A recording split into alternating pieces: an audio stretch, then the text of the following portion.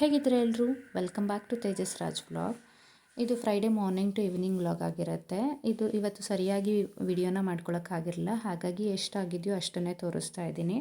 ಇವತ್ತು ಮಾರ್ನಿಂಗ್ ಎದ್ದು ಗಿಡಗಳಿಗೆಲ್ಲ ನೀರನ್ನು ಹಾಕಿ ರಂಗೋಲಿನೂ ಹಾಕಿ ಅದಾದಮೇಲೆ ರಾತ್ರಿಯೇ ಮಡಿಕೆಗೆ ಉಪ್ಪು ಮತ್ತು ನೀರನ್ನು ಹಾಕಿ ನೆನೆ ಹಾಕಿದ್ದೆ. ಈಗ ಅದನ್ನೆಲ್ಲ ತೊಳೆದು ಅದಕ್ಕೆ ನೀರನ್ನು ಇಡ್ತಾ ಇದ್ದೀನಿ. ನನಗೆ ಬೇಸಿಗೆ ಟೈಮಲ್ಲಿ ತಣ್ಣಗಿರೋ ನೀರನ್ನು ಕುಡಿಬೇಕು ಅನಿಸುತ್ತೆ ಯಾರಿಗೇ ಆದ್ರೂ, ಬಟ್ ಫ್ರಿಡ್ಜಲ್ಲಿರೋ ನೀರನ್ನು ಕುಡಿಯೋದು ಅಷ್ಟು ಆರೋಗ್ಯಕ್ಕೆ ಒಳ್ಳೆಯದಲ್ಲ. ಹಾಗಾಗಿ ನಾನು ಮಣ್ಣಿನ ಪಾತ್ರೆಯಲ್ಲಿ ನೀರನ್ನು ಇಟ್ಟು ಕುಡಿತೀನಿ. ತುಂಬಾ ತಣ್ಣಗಿರುತ್ತೆ ಮತ್ತು ಅದರ ಟೇಸ್ಟ್ ಅಂತೂ ನನಗಂತೂ ತುಂಬ ಇಷ್ಟ. ಹಾಗಾಗಿ ನಾನು ಇದನ್ನು ಯೂಸ್ ಮಾಡ್ತೀನಿ.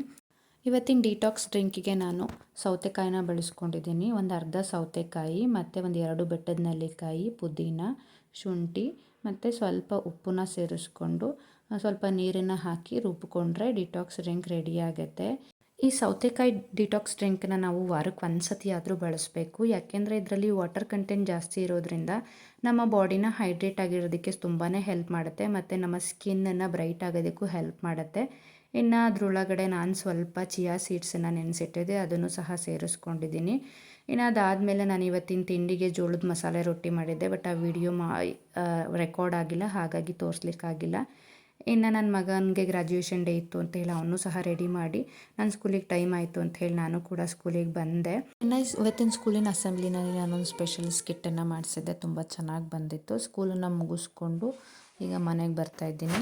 ಮನೆಗೆ ಬಂದೆ, ತುಂಬ ಅಂದರೆ ತುಂಬಾ ಬಿಸಿಲಿತ್ತು. ನಡ್ಕೊಂಬರ್ಬೇಕಾದ್ರೆ ನನಗಂತೂ ಇದೇನಪ್ಪ ಸಮ್ಮರ್ ಈಗ ಸ್ಟಾರ್ಟ್ ಆಗಿದೆ, ಆಗಲೇ ಇಷ್ಟೊಂದು ಬಿಸಿಲಲ್ಲ, ಇನ್ನು ಹೋಗ್ತಾ ಹೋಗ್ತಾ ಎಷ್ಟು ಬಿಸಿಲಾಗತ್ತೋ ಅಂತ ಹೇಳಿ ಅನ್ನಿಸ್ತಿತ್ತು. ಅಷ್ಟು ಬಿಸಿಲಿದೆ. ಆಲ್ಮೋಸ್ಟ್ ಆಲ್ರೆಡಿ ಒಂದು 4:30 ಆಗಿದ್ದರೂ ಕೂಡ ತುಂಬ ಅಂದರೆ ತುಂಬಾ ಬಿಸಿಲಿತ್ತು. ಇನ್ನು ನನ್ನ ಮಗನ ಸ್ಕೂಲಲ್ಲಿ ಗ್ರ್ಯಾಜುಯೇಷನ್ ಡೇ ಇದ್ದಿದ್ದರಿಂದ ಸ್ಕೂಲಿಂದ ಬಂದ ತಕ್ಷಣನೇ ಅವನಿಗೆ ಏನೇನು ಕೊಟ್ಟಿದ್ರು ಗ್ರ್ಯಾಜುಯೇಷನ್ ಡೇನಲ್ಲಿ ಅಂತ ತೋರಿಸ್ತಿದ್ದ. ಅವ್ನು ಕ್ಯೂಟಾಗಿ ಕಂಗ್ರ್ಯಾಚುಲೇಷನ್ಸ್ ಅಂತ ಕೊಟ್ಟಿದ್ದರು ಮತ್ತು ಮೆಡಲ್ನ ಕೊಟ್ಟಿದ್ದರು. ಅದ್ರ ಜೊತೆಗೆ ಒಂದು ಡಿಕ್ಷನರಿನೂ ಸಹ ಕೊಟ್ಟಿದ್ದರು. ಅವನಿಗಂತೂ ತುಂಬಾ ಎಕ್ಸೈಟ್ಮೆಂಟ್ ಅದನ್ನೆಲ್ಲ ತೋರಿಸೋದಕ್ಕೆ, ನನಗೆ ಮತ್ತು ಅವ್ರ ಪಪ್ಪಾಗೆ. ಇನ್ನು ಬಾಕ್ಸ್ಗಳನ್ನೆಲ್ಲ ಎತ್ತಿಟ್ಟು ಫ್ರೆಶ್ ಅಪ್ ಆಗೋಣ ಅಂತ ಹೇಳಿ ಫ್ರೆಶ್ ಅಪ್ ಆಗ್ತಾಯಿದ್ದೀನಿ. ಈ ಒಂದು ಬೇಸಿಗೆನಲ್ಲಿ ಫ್ರೀ ಹೇರ್ಸ್ ಬಿಟ್ಟರಂತೂ ತುಂಬಾ ಇರಿಟೇಟ್ ಆಗ್ತಾ ಇರುತ್ತೆ. ಯಾವಾಗ ಮೇಲೆ ಕಟ್ಬಿಡೋಣ ಅನ್ನಿಸ್ತಿರುತ್ತೆ, ಅಷ್ಟು ಇರಿಟೇಷನ್ ಆಗುತ್ತೆ. ಇನ್ನು ಸ್ಯಾರಿ ಹಾಕ್ಕೊಂಡೋಗಿರೋದನ್ನೆಲ್ಲ ಅದನ್ನು ಹ್ಯಾಂಗರ್ಗೆ ಹಾಕಿ ಸ್ವಲ್ಪ ಗಾಳಿ ಆಡಲಿಕ್ಕೆ ಬಿಡ್ತೀನಿ. ಇನ್ನು ಬಿಸಿಲಾಗಿರೋದ್ರಿಂದ ತುಂಬಾ ಬಾಯಾರಿಕೆ ಆಗಿತ್ತು, ಹಾಗಾಗಿ ತಣ್ಣಗೆ ಏನಾದರೂ ಕುಡಿಬೇಕು ಅನ್ನಿಸ್ತಿತ್ತು. ಹಾಗಾಗಿ ಬೆಳಗ್ಗೆ ಮಡಿಕೆಗೆ ನೀರು ತುಂಬಿಟ್ಟೋಗಿದ್ನಲ್ಲ, ಆ ನೀರನ್ನು ಕುಡಿದೆ. ತುಂಬಾ ರುಚಿಯಾಗಿ ಅನ್ನಿಸ್ತಿತ್ತು. ನನಗಂತೂ ಈ ಫ್ಲೇವರ್ ಸಖತ್ ಇಷ್ಟ, ಮಡಿಕೆ ನೀರಿನಲ್ಲಿ ಕುಡಿಯೋದಕ್ಕೆ. ಕೆಲವ್ರಿಗೆ ಇಷ್ಟ ಆಗಲ್ಲ, ಬಟ್ ನನಗಂತೂ ಸಖತ್ ಇಷ್ಟ. ಇನ್ನು ಪೂಜೆ ಎಲ್ಲ ಮುಗಿಸಿ ಸಂಜೆ ಪೂಜೆನ ಟೀನ ಮಾಡ್ಕೊಂಡು ಕುಡಿದು ಸಂತೆಗೆ ಹೋಗ್ಬಿಟ್ಟು ಬರೋಣ, ಸ್ವಲ್ಪ ಸೊಪ್ಪೆಲ್ಲ ತರಬೇಕಿತ್ತು ಅಂತ ಹೇಳಿ ನಾನು ನನ್ನ ಹಸ್ಬೆಂಡ್ ಹೋಗಿ ಸೊಪ್ಪೆಲ್ಲ ತೊಗೊಂಬಂದು ಇವತ್ತಿನ ರಾತ್ರಿ ಊಟಕ್ಕೆ ಮಶ್ರೂಪ್ನ ಮಾಡ್ಕೊಳ್ಳೋಣ ಅಂತ ಹೇಳಿ ಮಾಡ್ಕೊತಾ ಇದ್ದೀನಿ. ಅದಕ್ಕೋಸ್ಕರ ನಾನಿಲ್ಲೊಂದು ಕುಕ್ಕರಿಗೆ ಹೆಸರು ಕಾಳು ಮತ್ತು ಮಸೂರ್ ದಾಲು, ನಾರ್ಮಲ್ ಬೇಳೆ ಏನು ಬರುತ್ತೆ ಅದೆರಡು ಮಿಕ್ಸ್ ಇರೋದನ್ನು ಅಷ್ಟನ್ನು ಹಾಕ್ಕೊಂಡು ಅದನ್ನು ತೊಳೆದಿಟ್ಕೊಂಡು ಅದಕ್ಕೆ ತೊಳೆದಿಟ್ಕೊಂಡಿರುವಂಥ ಸೊಪ್ಪನ್ನು ಸಹ ಸೇರಿಸ್ಕೊತಾ ಇದ್ದೀನಿ. ನಾನಿಲ್ಲಿ ಪಾಲಕ್ಕು ಮತ್ತು ಸಬ್ಸಿಗೆ ಸೊಪ್ಪು, ಕೊತ್ತಂಬರಿ ಸೊಪ್ಪು ಅಷ್ಟೇ ಬೆಳೆಸ್ತಾ ಇರೋದು, ಬೇರೆ ಇನ್ಯಾವ ಸೊಪ್ಪು ಬೆಳೆಸ್ತಿರಲಿಲ್ಲ. ಮೆಂತ್ಯ ಸೊಪ್ಪು ತಂದಿರಲಿಲ್ಲ ಹಾಗಾಗಿ. ಮತ್ತು ಅದಕ್ಕೆ ಒಂದು 3 ಟೊಮ್ಯಾಟೊ, ಒಂದೇ ಒಂದು ಈರುಳ್ಳಿ ಮತ್ತು ಬೆಳ್ಳುಳ್ಳಿ ಇಳುಕು ಒಂದು 6ರಿಂದ 7, ಸ್ವಲ್ಪ ಹಸಿಮೆಣಸಿನ್ಕಾಯಿ ಅಥವಾ ಒಣಮೆಣಸಿನ್ಕಾಯಿ ಆದರೂ ಸೇರಿಸ್ಕೋಬೋದು ನೀವು, ಹಸಿಮೆಣಸಿನ್ಕಾಯಿ ತಿನ್ನಲ್ಲ ಅನ್ನೋರು. ಅದನ್ನು ಸೇರಿಸ್ಕೊಂಡು ಒಂದು ಅರ್ಧ ಅಥವಾ 1 ಸ್ಪೂನಷ್ಟು ಎಣ್ಣೆನ ಸೇರಿಸ್ಕೊಂಡು ಅದಾದಮೇಲೆ ಒಂದು 2 ಲೋಟದಷ್ಟು ನೀರನ್ನು ಸೇರಿಸ್ಕೊಂಡು ಕುಕ್ಕರ್ ಲಿಡ್ಡನ್ನು ಕ್ಲೋಸ್ ಮಾಡಿ ಒಂದು ವಿಷಲ್ ಬರಲಿಕ್ಕೆ ಬಿಟ್ಟರೆ ಸಾಕಾಗುತ್ತೆ.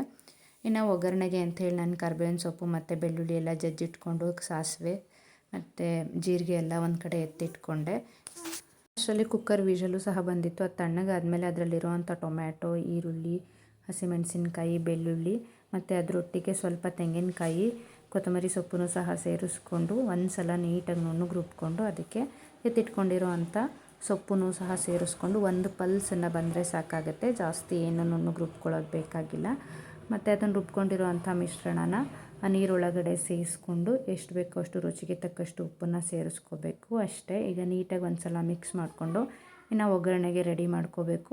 ಅದಕ್ಕೋಸ್ಕರ ನಾನಿಲ್ಲಿ ಒಂದು ಪಾತ್ರೆನ ಬಿಸಿಗಿಟ್ಟು ಅದಕ್ಕೆ ಎಣ್ಣೆನ ಹಾಕ್ಕೋತಾ ಇದ್ದೀನಿ. ಸಿಂಪಲ್ ಒಗ್ಗರಣೆ, ಇದಕ್ಕೇನು ಅತಿಯಾಗಬೇಡ. ನಾನು ಈರುಳ್ಳಿ ಸಹ ಬಳಸ್ಕೊತಾ ಇಲ್ಲ. ಎಣ್ಣೆನ ಹಾಕಿ ಅದಾದಮೇಲೆ ನಾನಿಲ್ಲಿ ಸಾಸಿವೆ, ಜೀರಿಗೆ, ಕರಿಬೇವು ಮತ್ತು ಜಜ್ಜಿಟ್ಕೊಂಡಿರೋಂಥ ಬೆಳ್ಳುಳ್ಳಿನೂ ಸಹ ಸೇರಿಸ್ಕೊಂಡು ಅದು ಸ್ವಲ್ಪ ಬೆಂದಮೇಲೆ ಮತ್ತು ಸಾಂಬಾರು ಏನಿತ್ತೋ ಅದನ್ನು ಸಹ ಹಾಕ್ಕೊಂಡು ಒಂದು ಸ್ವಲ್ಪ ಕುದಿಸ್ಕೊತೀನಿ. ಇನ್ನು ಅಷ್ಟರಲ್ಲಿ ಮುದ್ದೆನೂ ಸಹ ಬೆಂದಿತ್ತು, ಅದನ್ನು ಕಟ್ಕೊಂಬಿಡೋಣ ಅಂತ ಹೇಳಿ ಕಟ್ಕೋತಾ ಇದ್ದೀನಿ. ನಮ್ಮ ಮನೆಯಲ್ಲಿ ನಾವು ದಿನಕ್ಕೆ ಒಂದು ಸಲ ಆದರೂ ಮುದ್ದೆ ಊಟನ ಮಾಡ್ತೀವಿ.